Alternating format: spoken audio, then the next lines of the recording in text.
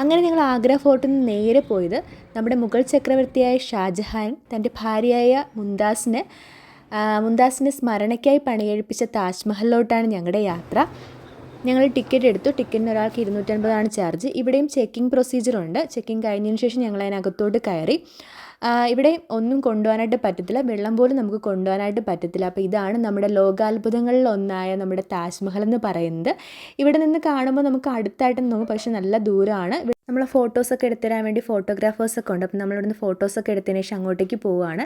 പിന്നെ പറയുകയാണെങ്കിൽ ഇവിടെ നമുക്ക് നമ്മുടെ ചപ്പൽ ഫുൾ കവർ ചെയ്തതിന് ശേഷമാണ് നമുക്ക് അതിനകത്തോട്ട് കയറാനായിട്ട് പറ്റത്തുള്ളൂ. പിന്നെ പറഞ്ഞതുപോലെ വെള്ളമൊന്നും കൊണ്ടുപോകാൻ പറ്റത്തില്ല. ഞങ്ങൾ കൊണ്ടുപോയപ്പോഴത്തേക്കും നമ്മുടെ വെള്ളം എടുത്ത് കളഞ്ഞു. പിന്നെ നല്ല വെയിലായതുകൊണ്ട് നല്ല ടയേർഡായിരുന്നു.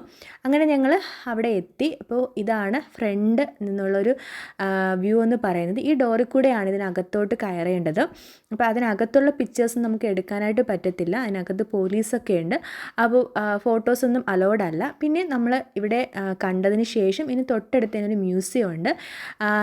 ഈ ഒരു താജ്മഹൽ പണി കഴിപ്പിച്ച സമയത്തുള്ള അതിൻ്റെ സ്റ്റോണിനെ പറ്റിയിട്ടുള്ള കാര്യങ്ങളും ഷാജഹാൻ ഉപയോഗിച്ച വാൾ അങ്ങനെയുള്ള കാര്യങ്ങളൊക്കെ അവിടെ കൊടുത്തിട്ടുണ്ട്. പക്ഷേ അവിടെയും നമുക്ക് ഫോട്ടോസ് എടുക്കാനായിട്ട് അലൗഡ് അല്ല. പിന്നെ ഞങ്ങൾ ഇവിടെ എല്ലാം ചുറ്റിക്കറങ്ങി. ഇതാണ് നമ്മുടെ താജ്മഹലിൻ്റെ അടുത്തുള്ള യമുന നദി എന്ന് പറയുന്നത്. താജ്മഹലിൻ്റെ 4 സൈഡിൽ നോക്കിയാലും ഒരേ ഡിസൈനാണ് ഇവിടെ കൊടുത്തിരിക്കുന്നത്. അപ്പോൾ ഇത്രയൊക്കെയാണ് താജ്മഹലിൻ്റെ വിശേഷങ്ങളെന്നൊക്കെ പറയുന്നത്. അപ്പോൾ നിങ്ങൾക്ക് ഈ ഒരു വീഡിയോ ഇഷ്ടപ്പെട്ടെങ്കിൽ ലൈക്ക് ചെയ്യുക, സബ്സ്ക്രൈബ് ചെയ്യുക, കമൻറ്റ് ചെയ്യുക.